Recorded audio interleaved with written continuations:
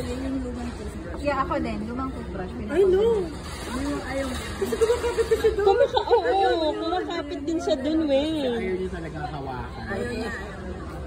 Oo. Hindi naman niya hawakan. Katitisyohin niya rin. Kamayin mo siya, The pack na nakita mo na doon yan. Ayaw niya. Ako tissue from the floor. I mean, Weird siya na. The feeling. actually noon, naalala ko, may dorm kami. Kasama ko sila ate. Ang dami namin panay babae.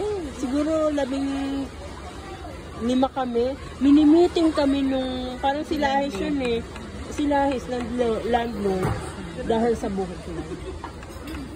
May mga, ano sa inyo?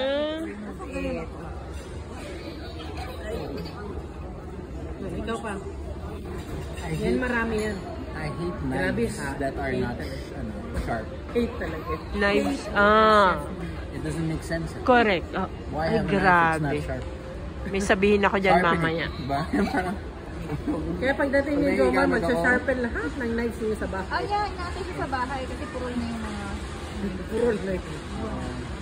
Isa yun sa mga siguro that stems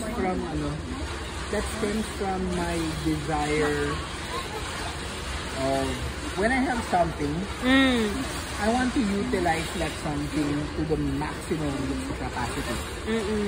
Like for example, alamin ko kunyari, meron akong phone, kailangan gamitin ko lahat ng functions niya. Ay, gano'n. Lahat ng functions na gamit na maximum. Inaano mo talaga, tinatap mo. Kasi what's the use? Correct.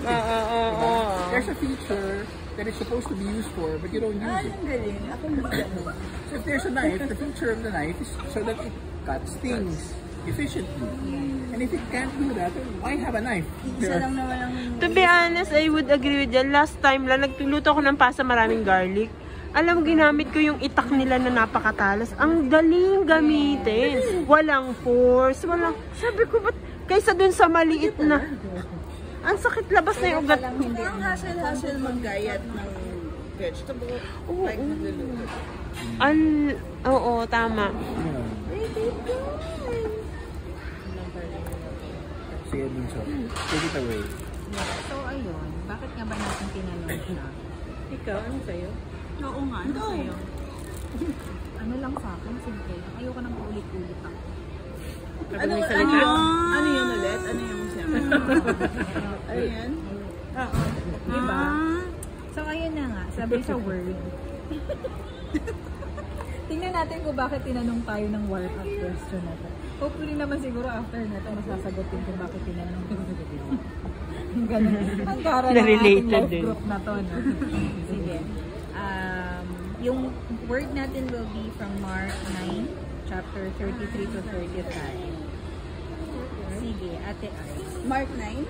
Mark 9, 33 to 35. Ayun kanina. Yeah. Mark 9, 33. Tapos next time, mag-physical Bible tayo. Char!